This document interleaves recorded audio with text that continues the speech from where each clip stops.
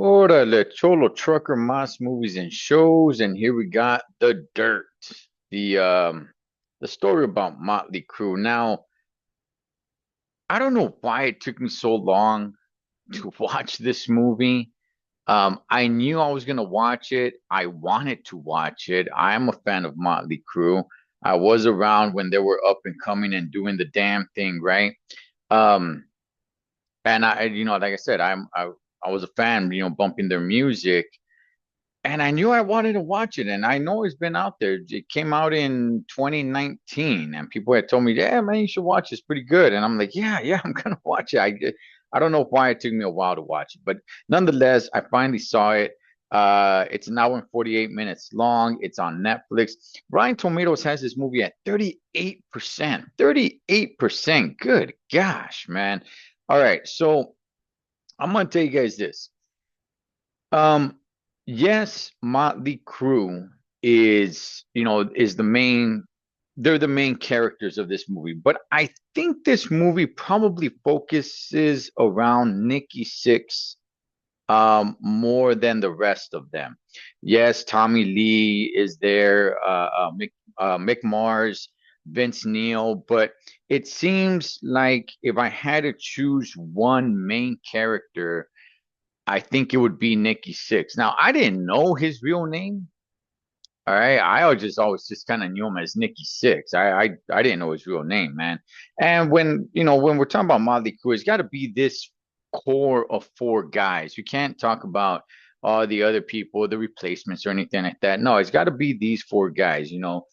Tommy Lee, Mick Mars, Vince Neil, Nikki Six. It's got to be these core four guys right here.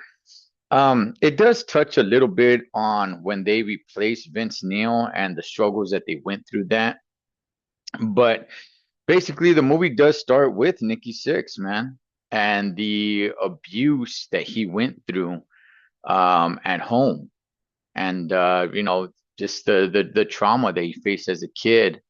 I think in Seattle, right, and him going down to LA and you know meeting up with guys, well, with Tommy Lee first, and just how they started the band, and all that good stuff, man. Mick Mars and the health issues that he was struggling. He was a little bit of an older guy compared to Tommy Lee and Nikki Sixx. Before they started looking for Vince Neil, they started looking for a singer for their band.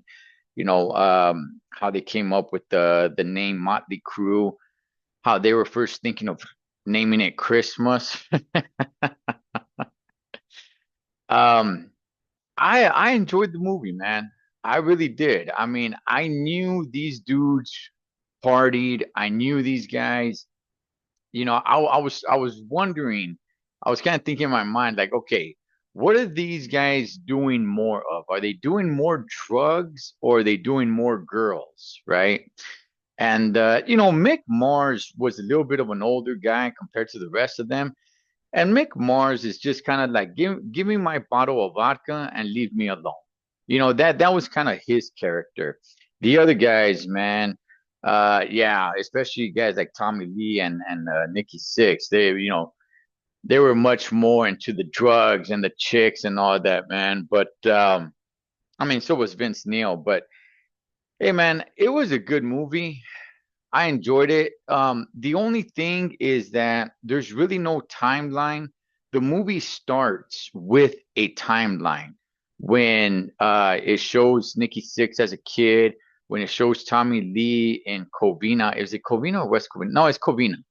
But outside of that, it doesn't say, like, hey, 5 years later, or it gives you a year. You just kind of keep going with the movie and just in your mind you're just like, oh, okay, this must be 1992 or something. It doesn't continue the timeline. It doesn't give you any timeline anymore, right? It goes through Vince Neil and when he had the car accident and all the struggles that they had within the band. When you like a band, you hope that these dudes are all best friends. And in a way they were. In a way they were until they weren't, right? When they started going through problems, when Vince Neil wasn't really feeling it anymore, when he was like, you know what? this record sucks, man. And the rest of the guys are there ready to rock and roll. And he's, really not invested.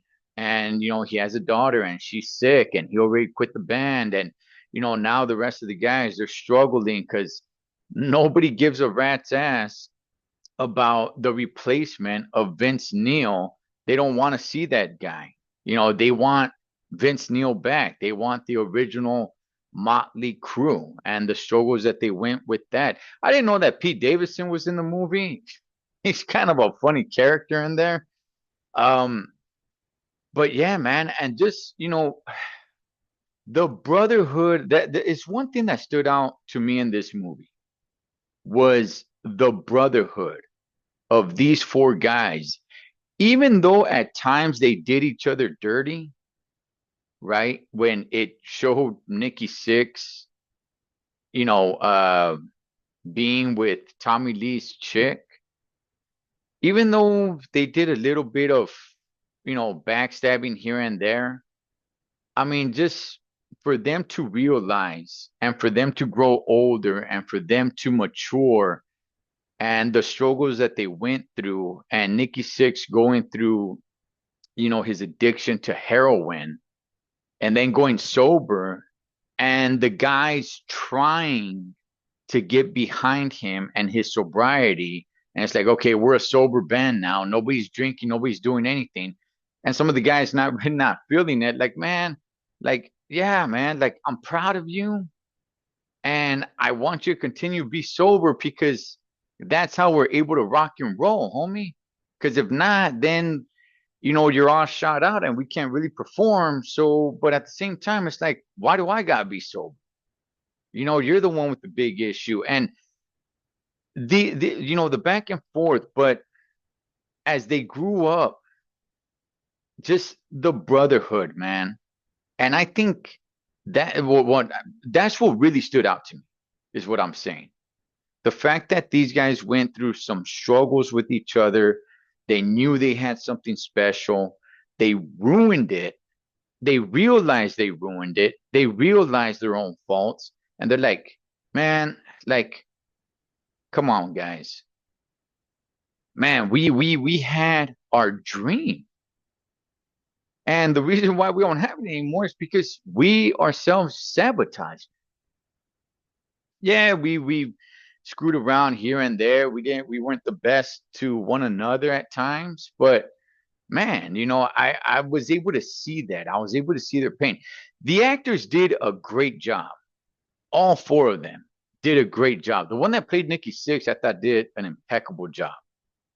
But it was a really good movie. Even if you're not a fan of Motley Crue, I would say still check it out, man.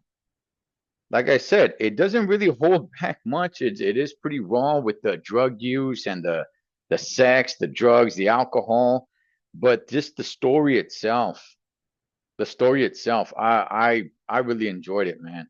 I really enjoyed it. And being a fan of Motley Crue, I was just to pull back the curtain like that a little bit and seeing these guys in their struggles and everything, I'm like, yeah, yeah, man. It was good.